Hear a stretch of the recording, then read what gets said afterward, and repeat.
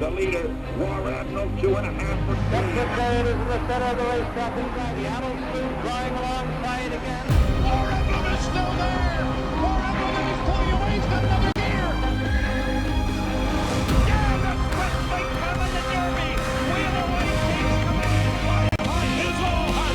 Spotty Jones is all out. And here's the first undefeated winner of the Kentucky Derby since Seattle Low of 1977.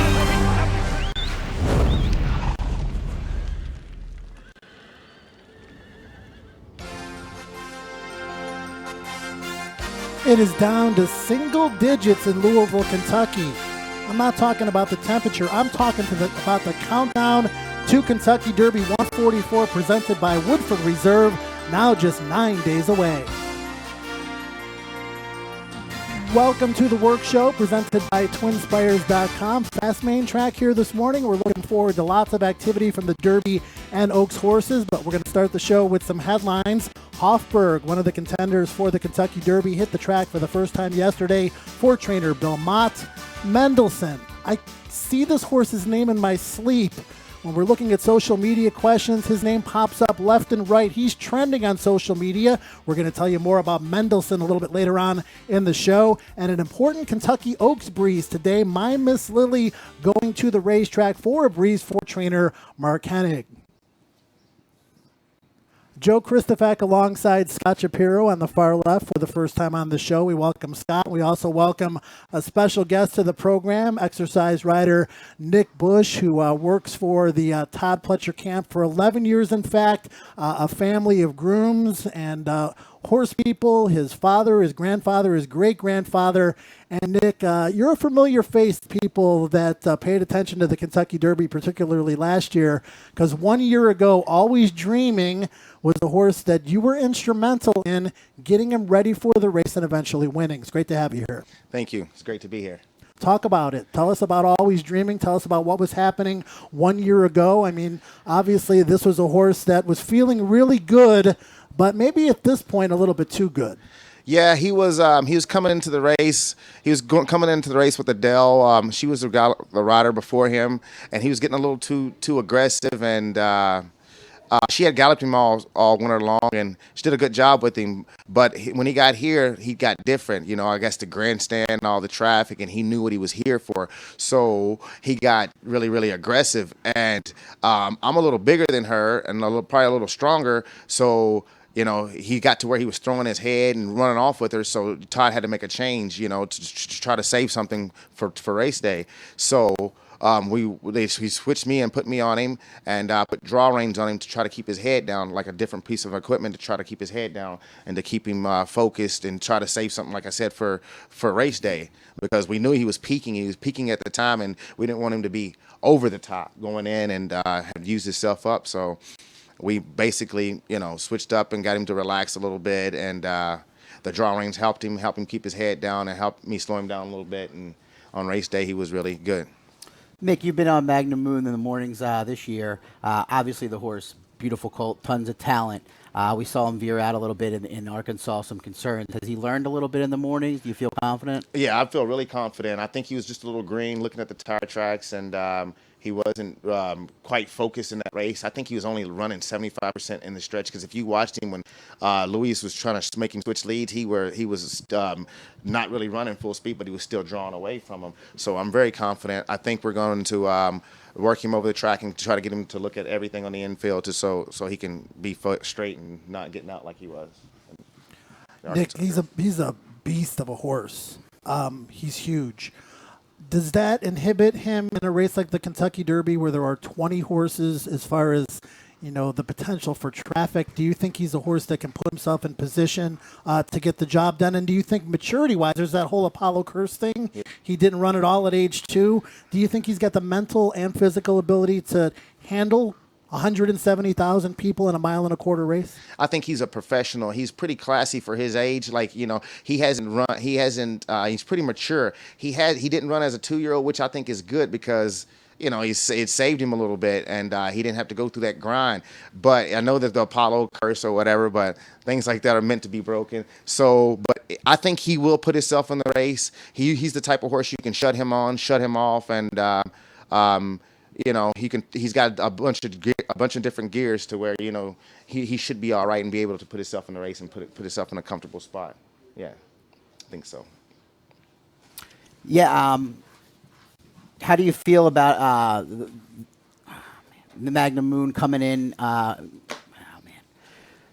to the race with coming out from Arkansas, a couple weeks off? He's going to be working tomorrow. How do you feel? He just only ran 2-3 weeks ago. It's a little close, but I think he's good. He handles it well. He come back good. He looks better than ever. He's solid. He didn't lose no weight, so I think he's going to be pretty good. Hopefully, all we need is a good post and a good trip, and hopefully we'll be right there.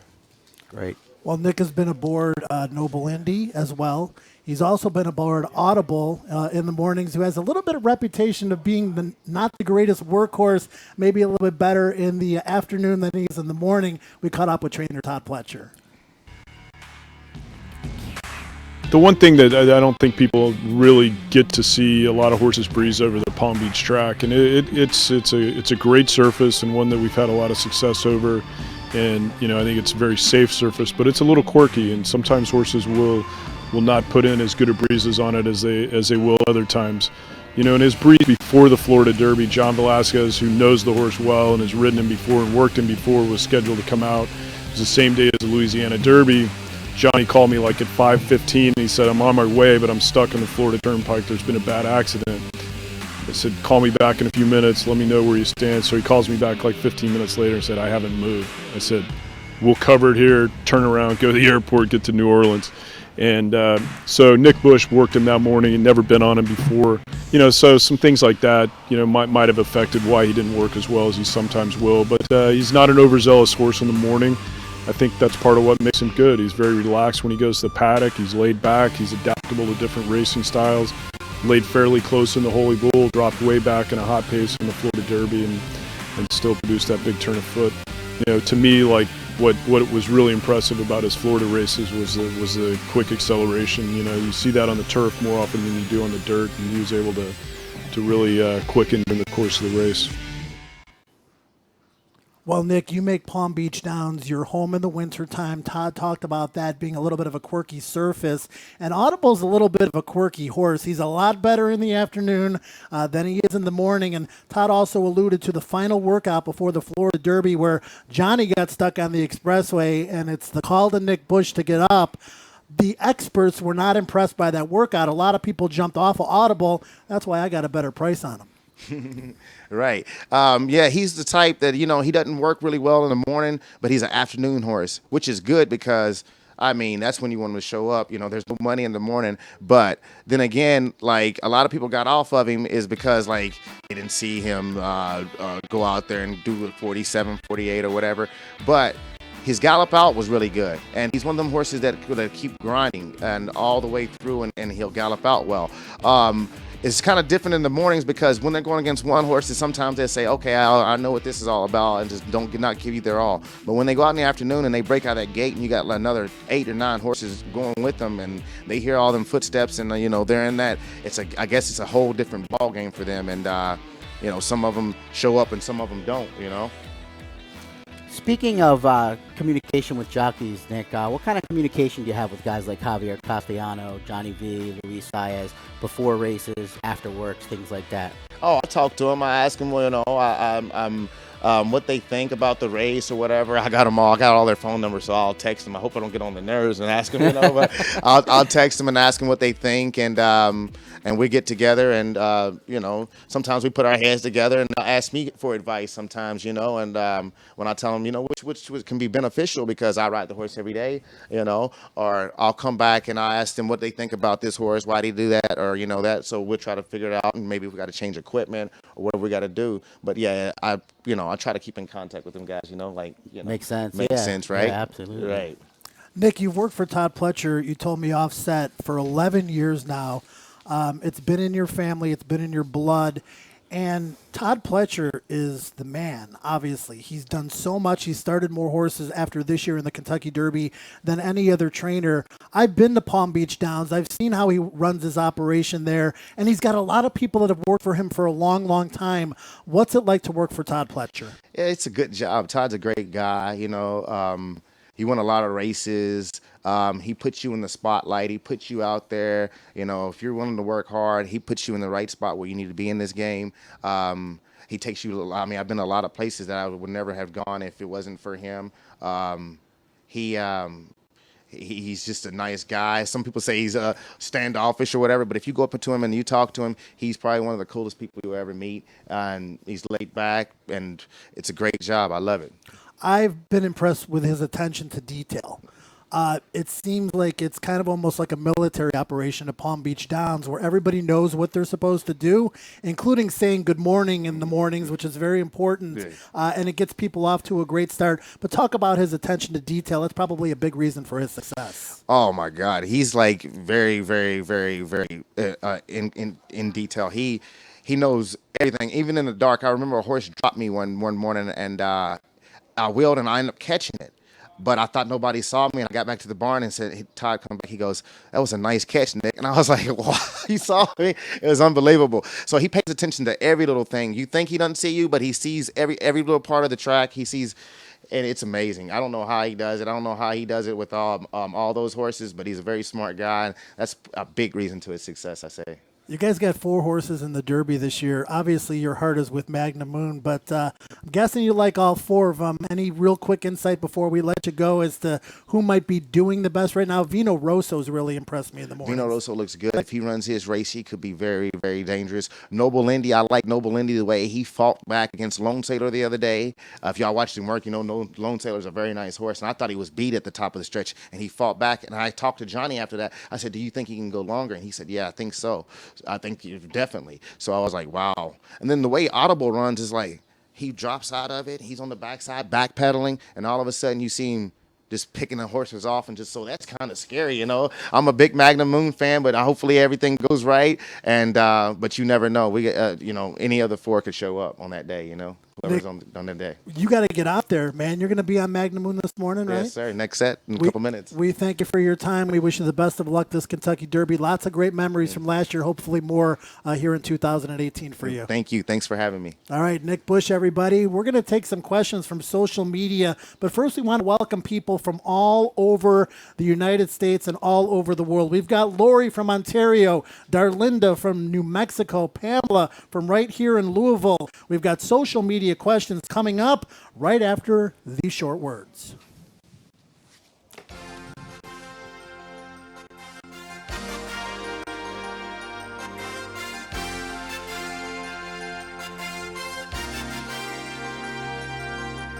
Feel the excitement with TwinSpires.com, the official betting partner of the Kentucky Derby and Breeders' Cup.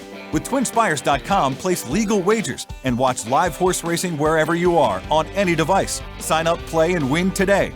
New players use promo code WIN100 on sign up to start your $100 bonus. With TwinSpires.com, you can bet the Kentucky Derby. Get the TwinSpires.com app to receive special offers and the most up-to-date information. Terms and conditions apply. Void where prohibited. Please wager responsibly. Where the sun shines bright on my old Kentucky home. It's summer, the people are gay. The corn tops ripe and the fields are all in bloom, and the bird music all the day. Today, we share the best of Kentucky. It's our Woodford way.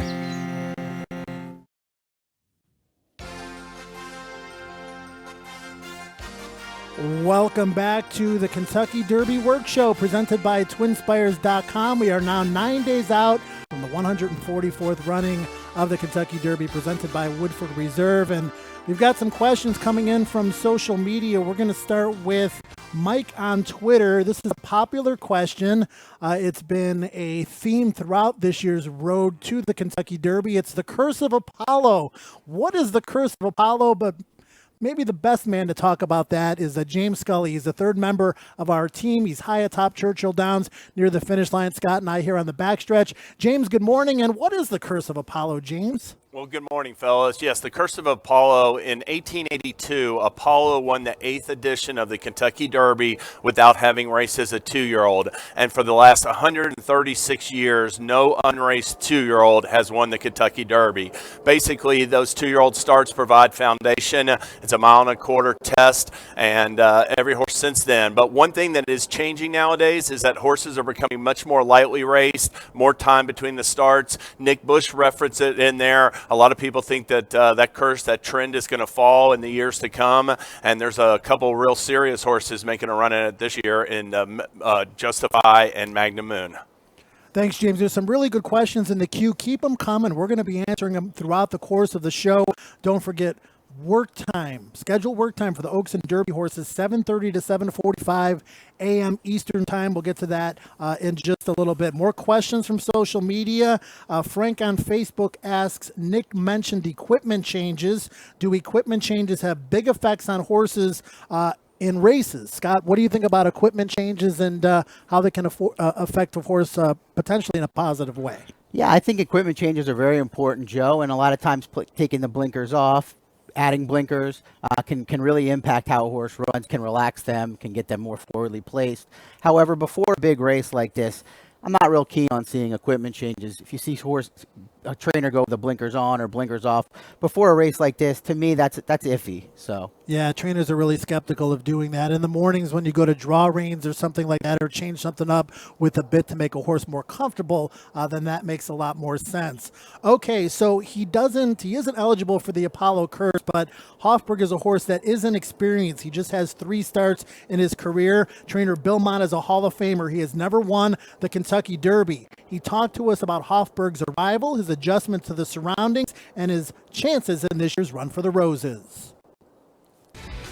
Very good. I mean, he seemed bright. He walked the shed very good, bright and alert. Went right to his feed tub, and so the trip from Florida up to here was very good. I couldn't be happier with the way he shipped in. The first day, I mean, they always look around a little bit the first day here, but he went around fine. He looked very smooth. Looking around a little bit, checking everything out. I'm sure as time goes on, and particularly after he breezes over the track, he's probably going to be a little bit more aggressive and into his work, although he looked very good this morning. I couldn't have been happier the way he was. Just seemed to float over the ground. He broke his maiden in Florida in his second start, and he ran very well. We looked the schedule over and where we might run, and we were a long ways away from running in the Kentucky Derby, but he stepped up and he seemed to improve off the maiden win, and seasoning and experience is really an important factor for any horse coming into this race. So, if that's that's probably one of our weaker points, that we've only had 3 races, but he's probably more experienced beyond the number of starts that he's had. Audible, no doubt about it. Second was Hofburg, third was Mississippi. We didn't make him bring us here. We let him bring us here, and so here we are. You know what? I don't know that there's really anything you can do to prepare him for that particular day. I think they're going to see new things on that day that you couldn't expose them to on any other time. So they're going to see things the first time, and that many people, that big a crowd on, in the stands, in the infield, going to the gate. I mean, they're going to potentially have the opportunity to be distracted. You just hope that you've got a horse that is got enough focus on the racetrack in front of them that, they go ahead and just give you their best effort. It's the first time any of them will run 1.25 miles. It's the first time they're ever going to see a crowd like that.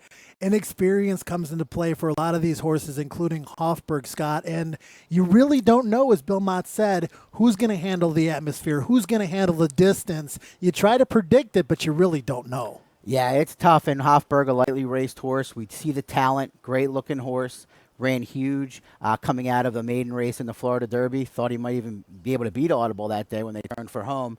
But it does remain to be seen how he's going to handle the 1.25 miles and the 100,000 plus people. Yeah, I'm a big fan of Hofburg's talent, but that inexperience really concerns me. Big Brown is the only horse to win the Kentucky Derby with 3 previous starts, and he did it in 2008 when he was coming off a monstrous performance. He was 3 for 3. Hofburg's 1 for 3. He's also a late runner, which I think complicates matters because he's going to have to deal with traffic, and that inexperience I just think is a big concern. But I do think he'll run big down the road. Speaking of running big, Mendelssohn broke his maiden, and then he went on to win the Breeders' Cup Juvenile Turf. He won a race in Ireland, and then he won a race in Dubai. And this is the first year we had the Euro Road to the Triple Crown. And Mendelssohn has been the talk of social media. Every time I look at my phone for social media questions, I see the name Mendelssohn. Let's learn a little bit more about him. The mission at Churchill Downs has long been to find the best 3-year-olds for the first Saturday in May to go 1.25 miles. We're expanding this year with a European road to the Derby to provide them a path for an opportunity to compete. The Kentucky Derby is probably one of the most competitive races in the world, and it's very difficult to prepare a horse for it. It's great to have a Kentucky Derby trial in this part of the world. The Patent Stakes is a good fit because obviously it's a start off here rather than having to go to America and get into a very tough race straight away. It's gradual and it's a stepping stone, we think. To have our racecourse play a small part in the European road is very exciting for Dundalk, and very exciting for the Kentucky Derby to have a connection in Europe that might lead a runner going to the Kentucky Derby, and our dream would be that a horse leaves Europe and wins the Kentucky Derby. Hip 454, property of Clarkland Farm. Big colt by Scat Daddy out of Leslie's Lady by Tricky Creek. The lads were over there at the sales and they had went through all the horses, and he is a brother to Beholder. He's an unbelievable pedigree. He's very good looking. $3 million. Thank you. We're having fun now. Physically very imposing. He has speed and an unbelievable physique, really. Mendelssohn's going to do it. Mendelssohn has won it by a length. We've had a number of horses who've won at the track and went on to win Breeders' Cups. We've never had one who went to a Breeders' Cup and come back and run the following year at Dundalk. To see a horse of that quality on his first step to Kentucky Derby is very exciting. You see that shot in the piece there of Mendelssohn in the sales ring costing $3 million as a yearling. That means he was a year old. And James, based on his pedigree, what he looks like and how he's run, I think he's probably worth every penny and then some. Oh, no doubt about it. He's a half-brother to legendary race mare Beholder, to Grade 1 winner and top dirt U.S. sire Into Mischief. And he brings a real international flair to the race. He's trying to become the first European trained Kentucky Derby winner, but I would say he's not like any overseas challenger before because of that dirt pedigree. He also has a ton of juvenile class. He won the Breeders' Cup Juvenile Turf. That's a big feather in his cap, but I think he's better on the dirt based on that UAE Derby performance. Right now, he's my top pick in the race, Joe. Yeah, he's incredible. I mean, we've seen what he can do. The resume of his trainer, Aidan O'Brien, and his jockey, Ryan Moore, second to none. But one thing they don't have on their resume is a Kentucky Derby win, either one of them. Ryan Moore could have stayed overseas and ridden in one of their big races, but he's electing to come here, Scott, and he calls the Kentucky Derby a race that fascinates him. But we're not going to see him until next week, so he still is kind of a little bit of a mystery to a lot of people. Yeah, I would probably say he's the world's best jockey at this point, but riding in the Kentucky Derby, 1.25 miles in the dirt here at Churchill Downs, a little bit of a different story. We'll see how he adapts. Obviously a very smart guy. You saw how he handled him in the UAE Derby, sending him to the lead when he knew there was a track bias that day. I love the versatility of Mendelssohn, proving he can run on the turf and the dirt with different running styles. Really looking forward to seeing how Aidan O'Brien has him ready for this one. And proven that he can travel. Absolutely. But he's not proven in front of 170,000 people in America, but none of them are. We've got some more social media questions we want to get to, all kinds of different questions. Keep them coming. We really do appreciate your participation. Greg on Facebook asks about how fast horses run on average, and do they maintain that speed through the entire race? James, I want to go to you on this because there's miles per hour of how fast horses run, but there's opening quarter, opening half, 3 quarters, and how they finish. Explain kind of the progression of how fast horses run and how they perform speed-wise during the different portions of an individual race. Yeah, and that's a good question, Greg. I mean, I'm not that in tune with the miles per hour. I measure their time based on eighths of a mile and quarter mile times, and you referenced that. A fast eighth of a mile is going to be in 12 seconds or less. Quarter is 24 and less. Famously, Secretariat won the Kentucky Derby and established a track record in 1973, and people like to talk about him and say he ran every quarter mile in 24 seconds to get to that 2-minute timing. So that's a measuring stick right there for horses, a 24-second quarter mile. All right, we've got some more social media questions coming in. We've got Kim on Facebook asking if horses wear earplugs during the races and what would be the reason for this. I know, Scott, and I'm familiar with harness racing, that they do wear earplugs on occasion, basically to try to get their attention with the crowd noise and try to get them to race a little bit faster. But I'm not really familiar with thoroughbreds wearing earplugs. A lot of different kinds of equipment, prohibitive equipment, but I'm not familiar with earplugs. Yeah, I don't have much familiarity, but it would make sense maybe to block out some crowd noise if they're struggling with that and looking around a lot. But like you said, not as much familiarity as I would with harness, where they pull the earplugs, if you will. Yeah, they would wear blinkers, which blinkers would keep their focus ahead of them. You see a lot of horses wearing blinkers. Some of them will wear a shadow roll over their nose, which helps them not see down where they're going to potentially jump a shadow. So those are the 2 big pieces of equipment that you'll see in thoroughbred racing. And, Slew, there have been examples in the past. Gate Dancer came to Kentucky in the 80s to run in the Kentucky Derby, and Jack Van Berg equipped him with earmuffs.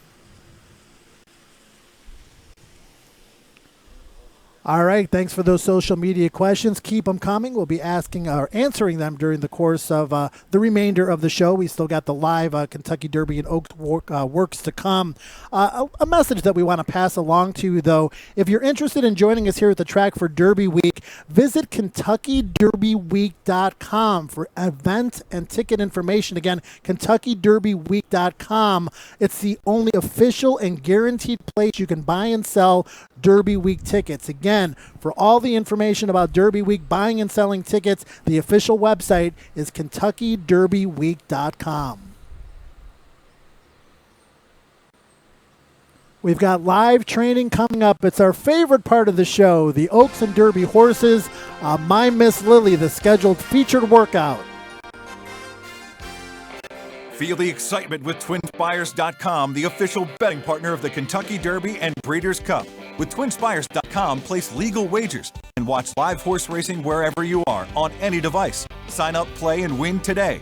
New players use promo code WIN100 on sign up to start your $100 bonus. With TwinSpires.com, you can bet the Kentucky Derby. Get the TwinSpires.com app to receive special offers and the most up-to-date information. Terms and conditions apply. Void where prohibited. Please wager responsibly. Where the sun shines bright on my old Kentucky home. It's summer, the people are gay. The corn tops ripe and the fields are all in bloom, and the bird music all the day. Today, we share the best of Kentucky. It's our Woodford way.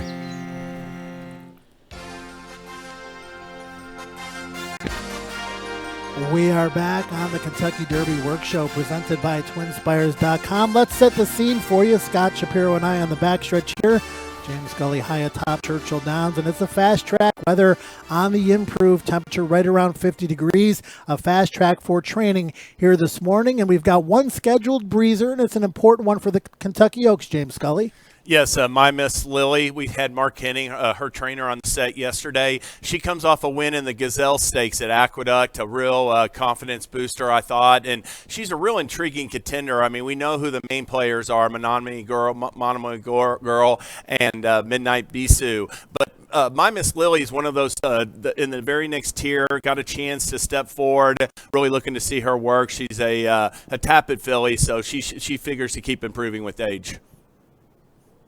a as far as the Kentucky Derby, it's a little bit of the calm before the storm this morning. We're going to continue to have gallopers out there. We're going to see the Pletcher contingent, Good Magic, Flame Away, others. Tomorrow morning, we have 5 works scheduled for the Derby, so that will be our first real big work day of this week for Kentucky Derby horses. Back to you, Joe. Expecting to see the Todd Pletcher quartet again today in advance, Scott, of important workouts tomorrow. Seeing a picture of Lone Sailor there again.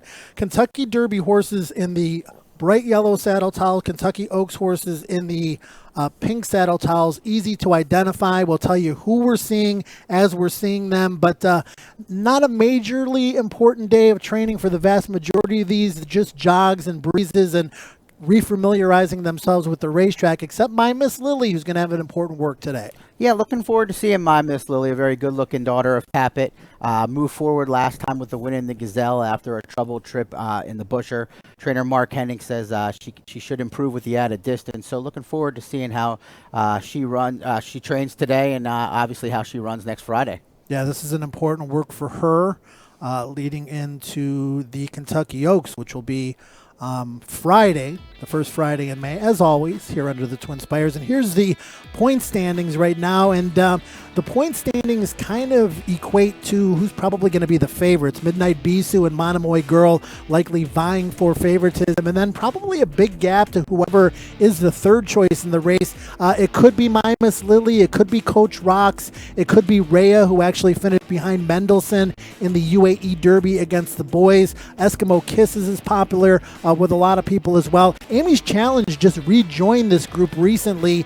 She is a definite speed threat. They had considered running her in the 8 Bells, which they still are considering running her in that race, but she could be in the Kentucky Oaks too. They're trying to make those decisions, and that's one of the things, Scott, where you have the 8 Bells sitting out there. It's a shorter race, but there's the prestige of the Kentucky Oaks that's also a lure as well. Yeah, if you have a horse that can get run in the Kentucky Oaks, I would imagine just like the Kentucky Derby, it's kind of hard to take the step back. And even if it's more of a realistic spot, the prestige of these races is probably hard as an owner, especially, and as a trainer to avoid.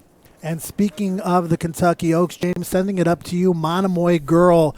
She was a little bit headstrong in her workout the other day, but she looks phenomenal. And, we've seen her win on the lead. We've also seen her win from off the pace when she got a poor break. Either way, she is loaded with talent.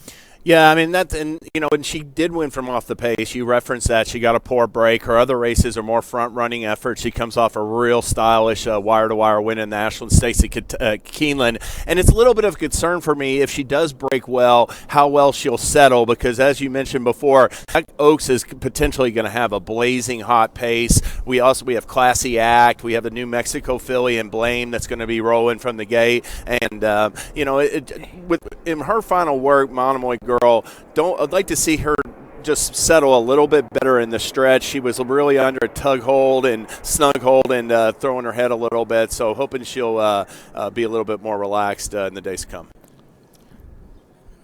All right, there's Monomoy Girl. Thanks for that, James. And yeah, it'll be interesting to see who will be the favorite in the Kentucky Oaks. Monomoy Girl, the Midwest Threat, or Midnight Bisou coming in from California. She has been the best of the West. And there we see Magnum Moon, Scott, and our special guest today, Nick Busch, making his appearance on the track. And yes, he is a beastly sort. Yeah, he's a great-looking horse, and I found it interesting that Nick seemed very confident in both his professionalism, how he's been educated, how he's coming into the race, and even more so, seems like he thinks he has multiple moves in him, which is obviously a very good skill or trait to have coming into the Kentucky Derby. Yeah, I mean, he showed speed in the Arkansas Derby. He was on the lead and he went wire to wire, but he's shown the ability to come from off the pace. He's tactical. James, the way this Kentucky Derby sets up, Magnum Moon is not going to see the front probably at least until the quarter pole if he runs his race, and then he can potentially take it from there. But you would think that he would be one of those close-up second flight horses. Yeah, definitely. And I'll tell you one thing about Magnum Moon. It was with Nick Busch. He referenced that with him drifting out in the stretch of the Arkansas Derby, and he said he thought he was green still. And then later on, you guys asked him about his inexperience, and you said he said he was a real mature horse. So that's the kind of thing, that's the kind of aspect we're dealing with these horses that only have 3, 4, 5 starts. Can they handle the experience of a 20-horse field, going a mile and a quarter? I will say, though, Magnum Moon, as you guys mentioned, I mean, terrific looking individual. He's big, strong, and fast. He really had his head bowed and looks nice yesterday. And I think a lot of people, just based on appearance, are going to, move him up in terms of the Kentucky Derby. Yeah, just poetry in motion there. Look how he just kind of glides over the ground. You get a good look there at Magna Moon. Audible is another one from the Todd Pletcher camp who is scheduled to have a very, very important workout tomorrow. But of the 4 horses, I would venture to guess that his workout will be the least impressive, but that's not going to stop me from betting him on Kentucky Derby Day. Yeah, you referenced the Florida Derby before. The work was not ideal based on a lot of the experts' opinions, but he did work better in his most recent work. Looking forward to seeing how he takes to the Churchill Downs surface in the work, a horse I'm very high on. He's moved forward in each of his races for Todd Pletcher, and big chance to next Saturday. Yeah, this is the kind of horse that, as Nick referenced, and a lot of people have, he just shows up in the afternoon. And if you watch his replays, I absolutely love the way Audible attacks the ground.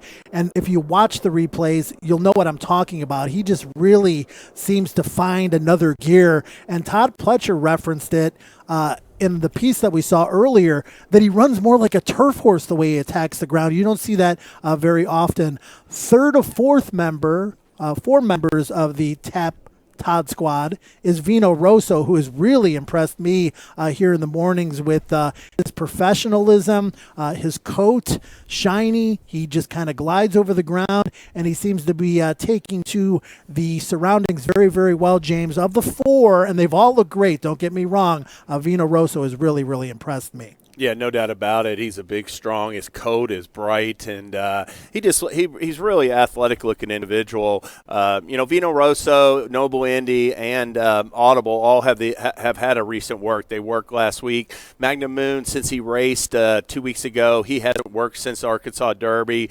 When Nick broke him off here at the wire to gallop around, he was real headstrong to get going. But I'm sure he can sense that he's got a major drill coming, and I totally expect him to work really well tomorrow. Todd Pletcher has 48 starters in the Kentucky Derby. Right now tied with D. Wayne Lucas, but he's going to blow by the coach this year with 4 starters. Wayne has 1. Todd Pletcher, at the age of 50, he turns 51 in June, is just going to keep starting multiple horses in the Derby. 15th consecutive year he's represented. 6th time he's been represented by at least 4 horses in a single Derby. And in 2013, Todd Pletcher had 5 of them. There's Magna Moon, and James was talking about him being a little bit fresh. They're going to take a little bit of the edge off tomorrow. Yeah, I look forward to seeing that work. Some of the horses are going to work a little bit more aggressively, depending on how fresh they are, like you mentioned. How he takes to the surface will have a big role in how I handicap the race and his role in it moving forward. And I'll tell you one horse out there I'm looking at right now is Hofburg. He seems a little bit anxious. I thought he was the same yesterday. He had just worked down in South Florida for Bill Mott before shipping up. So perhaps it's nerves, and we talked extensively about how inexperienced he is with 3 starts. So you can't get too concerned about anything in 9 days out. I mean, horses can have a bad morning, but maybe not look as crisp or as sharp as they do typically, and then just shrug it off and come back the next day and everything's fine. So, we're keeping our eyes on every little thing as far as these horses go, right now in the days to come. But, don't put too much stock in what you see this far out from the race. All right, we're going to take it over to My Miss Lilly. She is going to be our lone worker, I do believe, this morning. Again, a major player for the Kentucky Oaks. She is going to have a timed workout here this morning. We talked to trainer Mark Hennig about her yesterday. He thinks 1 1/8 is no problem. In fact, she's the only one to win over 1 1/8 distance coming into the Kentucky Oaks. He thinks 1 1/4 will actually be her best guy because she's kind of a grinding sort. Yeah, she's a little bit one-paced. I would have liked to have seen her go by the horses in the Gazelle and her win a little easier. She's had a perfect trip. Thought she was going to cruise by the horses in front of her, but it really took a lot for her to get by, and she barely did at that. So remains to be seen, in my opinion, how she takes to the added ground. Yeah, the odds-on favorite that day was Midnight Disguise, and she did not run her race at all. She was climbing. She did not look good. Somebody had to win, and that somebody was My Miss Lilly, who did earn her spot into the Kentucky Oaks, James, but I'm looking at Monomoy Girl. I'm looking at Midnight Bisou. I'm looking at maybe Coach Rocks, and I know there's another filly that you like from Kenny McPeak's barn as well. But to me, my Miss Lilly probably a secondary third contender. It looks like she's going to be ready to break off for her work here very shortly. Yeah, and that's a good point by Scott. You know, the runner-up and third-place finisher from that Gazelle are not in the Oaks field. So, but I mean, on the other hand, you know, she was coming off a disappointing performance. Perhaps the light bulb is just going on, and there's always a chance these horses can continue to move forward significantly off their final prep leading into the Oaks or Derby. Yeah, it was nice to see her get a good trip and kind of see what she had, because coming out of the 2 back she ran in the Busher, she appeared loaded when they turned for home and never found room to run. So it was nice to see what she had in her, at least, in the Gazelle. I think she's going to have to take a big step forward to be a major player, though, on Friday. Yeah, it's interesting, her progression, 6 furlongs to 7 furlongs to a mile and an eighth. A really nice progression that Mark Hennig has taken with her as you see her breaking off in her workout here outside of a stablemate. And James, let's talk about working in company and kind of what the strategy or game plan is when you work your horse, Kentucky Oaks Contender in this case, with another individual. Yeah, I mean, it's just, you know, it's added practice. I mean, you're simulating race conditions more with when you have a workmate out there. You know, one thing about it is you can also try to keep your horse from maybe doing too much with that workmate. But yeah, My Miss Lilly broke off side by side with her. It looks like they're traveling side by side, and now as they get a little bit closer to the wire, I'll expect her to just go on and draw off and finish powerfully. That's what Mark Hennig's probably looking for in this work. Yeah, it looks like she's moving pretty nicely here. She is a bit of a one-paced horse, so I'm sure a little bit more speed wouldn't be a bad thing. But I like what I saw there, Joe. Yeah, I like what I saw too. I mean, the rider never really moved their hands on My Miss Lilly at all as she continues on into her gallop out, which also looks pretty strong as well. And you never really know, unless they're identified beforehand, who the workmate is. And a lot of times it'll all depend on what the trainer's trying to do. If you work your horse with another really good horse, maybe trying to get a gauge on how good your individual, in this case My Miss Lilly, might be. Sometimes you work them with slow horses as a target, and you want to get a little bit more confidence into your individual when they pass those horses in the stretch, like we saw Lone Sailor do the other day, Scott. Yeah, with these works, a lot of it is about trainer intent. Sure, you want to, going fast is good, and what you see on the track is good, but knowing what the trainer is trying to get out of a work, to me, is what is most important. And then the body language also is very important as well. And you'll want to follow Derby Media on Twitter. I'm sure the fractional times and the final workout time will be available momentarily for My Miss Lilly. Again, on Twitter, great information. Derby Media on Twitter, notes, news, information, and workout times in the mornings, as well as we get a look at My Miss Lilly. Lots of activity on the racetrack here this morning at Churchill Downs. We talked about the Todd Pletcher trained horses scheduled to work tomorrow. That is going to be a big day. And Saturday is going to be a huge day for final workouts as well for the horses here on the grounds at Churchill Downs. And James, also for horses in California that will be arriving early next week. There's a lot of activity expected on Saturday. We'll talk more about that obviously over the next couple of days. James, you talked about Hofburg earlier. You said he was a little bit unsettled on the track. We got to look at him now. How's he doing? Oh yeah, has the edge off, a lot more settled now. Boy, he's a big horse, Joe. I had not seen him in the flesh before, but he's got some bulk to him, and looks, he looks good out there right now. Definitely, he's not going to do too much because like I said, he worked before he shipped up, but he's making a good appearance right now on the track. Yeah, with Bill Mott pushing this horse from a maiden race into the Florida Derby and then bringing him now into the Kentucky Derby off that great effort in Florida, this horse has a lot of talent. It's just a matter of if the inexperienced can get to him and if he can work out a trip. He did get that perfect setup at Gulfstream in the Florida Derby. Did take advantage of it with the second, Joe, but I'm interested to see how he acts over the next 8 days.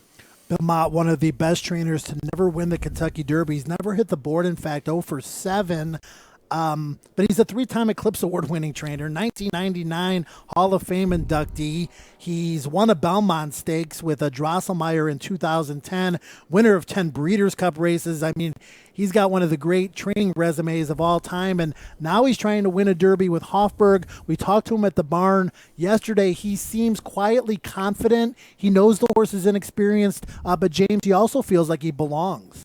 Yeah, I mean, and that was a real question. You know, he can also be a little bit conservative, Mott, and not push his horses to do too much too soon. And after that runner-up in the Florida Derby, there was some question whether or not he'd pick another race and maybe point for the Belmont Stakes, the last leg of the Triple Crown. But, you know, it's a bullish sign to go ahead and ship to Churchill. I know the owners probably had something to do with that as well. But Bill Mott also was the leading trainer at Churchill Downs until Dale Romans passed him last fall. So, you know, he knows Churchill Downs like the back of his hand, and he's going to do everything in his powers to get Hofburg to deliver a peak performance. And we talked to him about that, James, and he's got some live horses here, Bill Mott does, and there's a chance he could repass Dale Romans, which would make for a pretty interesting storyline. And speaking of Dale Romans, Scott, there's one of his 2 Kentucky Derby contenders, Free Drop Billy. He's got Promises Fulfilled. He's got Coach Rocks in the Oaks, one of only 4 trainers this year with horses in both races. Yeah, and Free Drop Billy's a horse that I know you and I both had high hopes for coming into his 3-year-old campaign.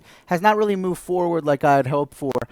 He's going to need to show a lot more to be competitive next Saturday, but the talent is there. It was shown him as his 2-year-old campaign. Maybe he can kind of pop and run his best race as a 3-year-old next Saturday. Yeah, his training's been pretty good. I mean, he jogged and he galloped an entire mile before he worked the other day to take a little bit of the edge off. But Dale Romans has a speed horse in Promises Fulfilled, James. He has a closer in Free Drop Billy. He's got both bases covered, so to speak. I'm just not so sure where either one of these horses really fits in to the final Kentucky Derby equation. Yeah, I mean, I think he has made a better appearance over the track than I expected. This may be his favorite dirt track, but I'm more excited to see him go to turf in the future. I think that might ultimately be his best surface, and he'll be one of the late runners. He'll be one of those horses as in like 16, 17, 18, 19th back then, that range. He'll try to make a move on the far turn and into the stretch, but like you said, Joe, I just question if he's good enough. Well, Promises Fulfilled is going to take the exact opposite approach, Scott. He's going to the lead. Dale Romans makes no bones about it.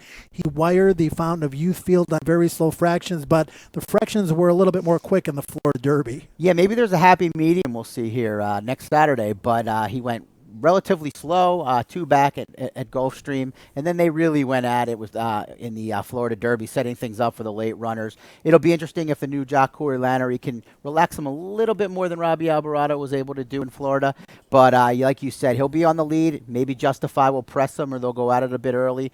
But I think how fast they go early will determine whether Promises Fulfilled can stick around at all. Yeah, I want to ask James about that. James, the pace in the Kentucky Derby lost a little bit of steam with a defection of Quip. How do you see the pace unfolding? I know we need to wait and see what the post positions are, but just at this moment in time, who do you think is going to go forward? Well, I do think Promises Fulfilled is going to go forward. I just don't think there's anything Alvarado can do to slow him down. I mean, he's predisposed to run as fast as he can from the starting gate.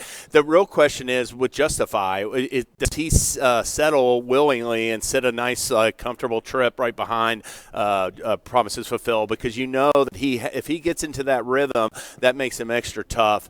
You're also going to have an X factor, I believe, in Noble Indy, who added blinkers for the Twin Spires Louisiana Derby, and he really ran faster that day than in the early stages than he had in his previous races. And with Todd Pletcher having a bunch of top contenders that will be looking to make a run from right off the speed, you never know. Noble Indy might just try to take it right at him from the start.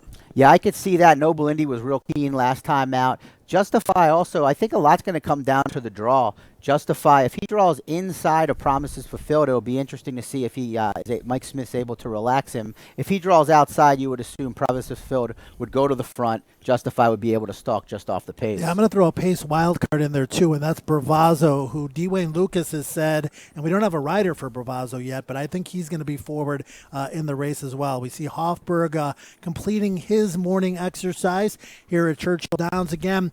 Outside of My Miss Lilly, nothing really going on work-wise, just a lot of gallops this morning, a lot of horses just maintaining their fitness and putting themselves in position to move forward throughout the course of the next several days. We do have that workout time in for My Miss Lilly.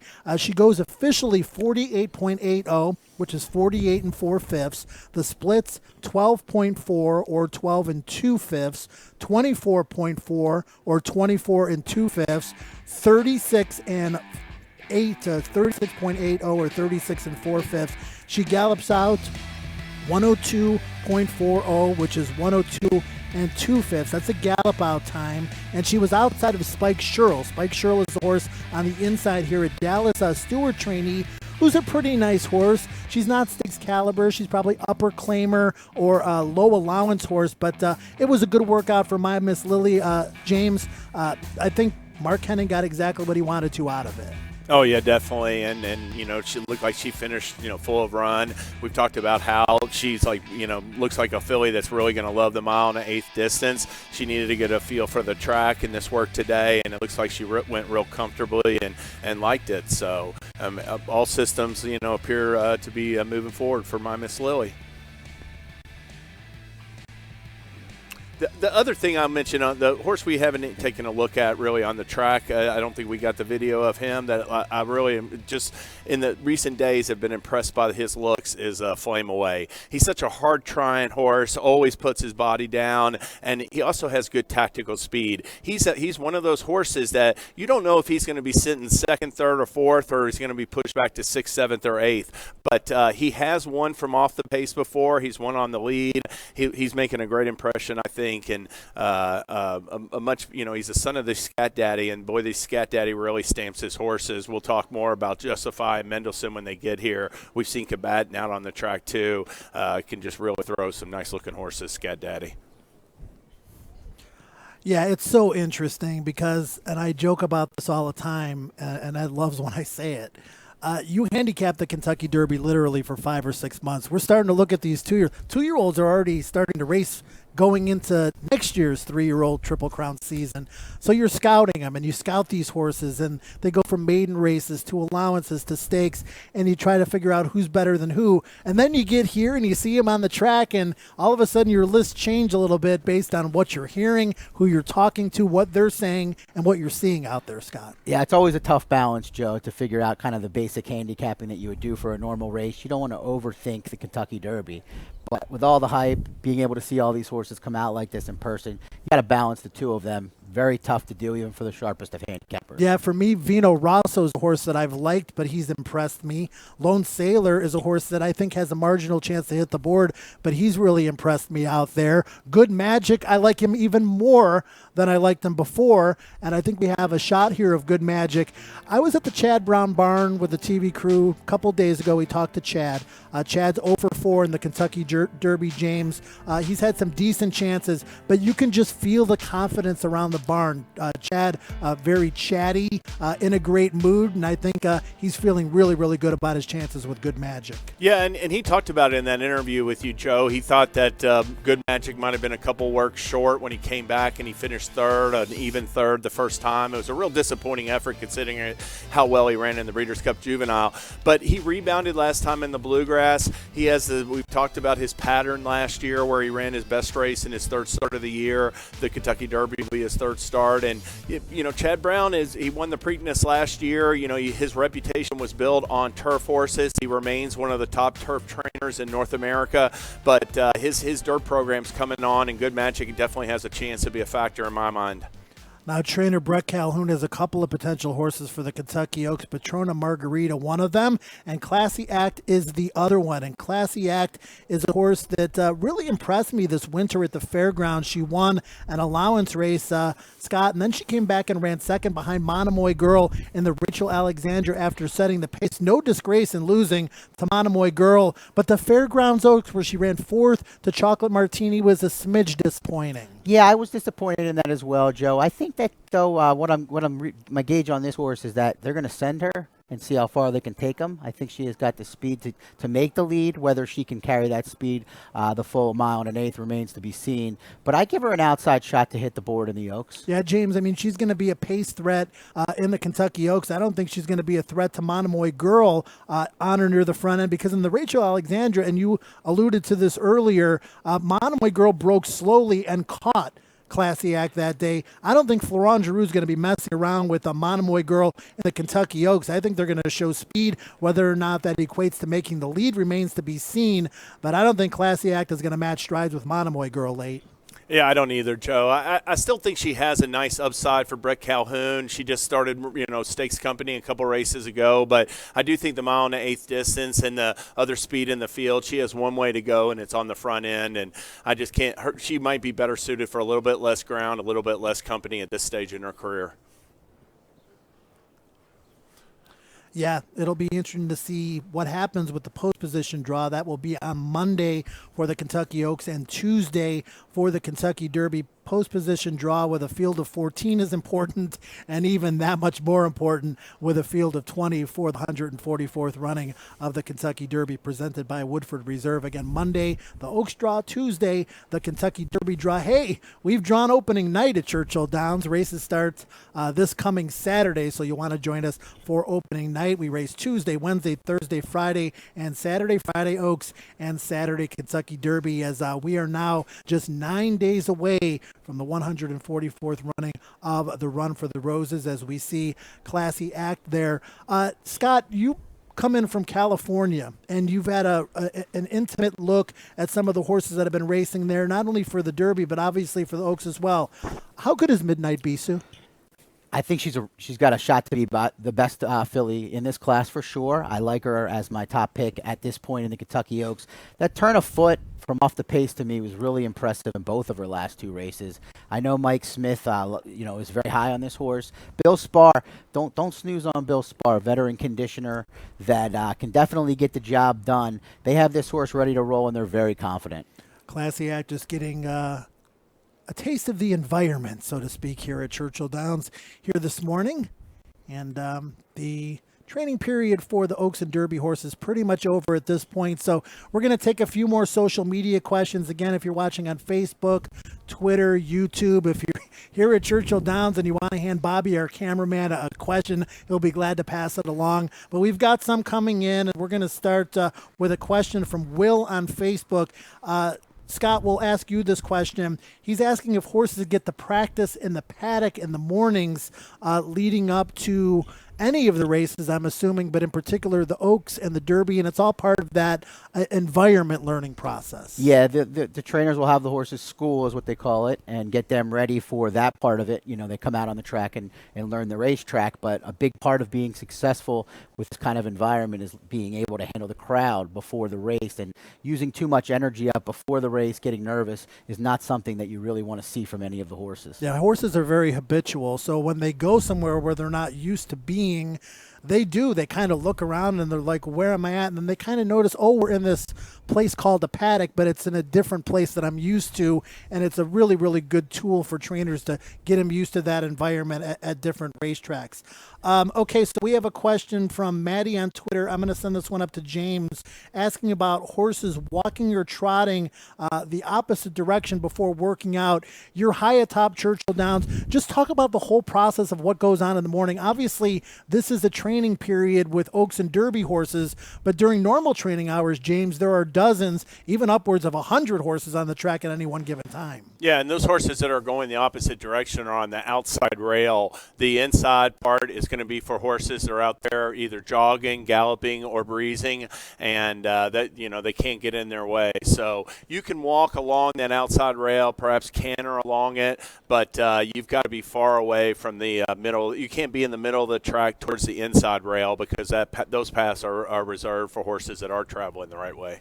James, I'm going to hit you with another social media question here because it has to do with European racing. And Gabby on Twitter is asking if horses have a hard time adjusting running from left to right when they race in the United States. It's a different ball game in Europe. Most of the races are on turf. Some are run clockwise, some are run counterclockwise, and some are run over straightaways. Let's talk about that adjustment. Yeah, I don't make too much of that adjustment. I'm sure some horses it's been a hang up for some horses and they've struggled with it. But for the most part, we see horses come to the Breeders' Cup every year, come to big races in the U.S. or North America at Arlington Park, Woodbine, that have been running the opposite way, and they make a seamless transition. So that's something I look right through when I'm handicapping. It doesn't play a part for me.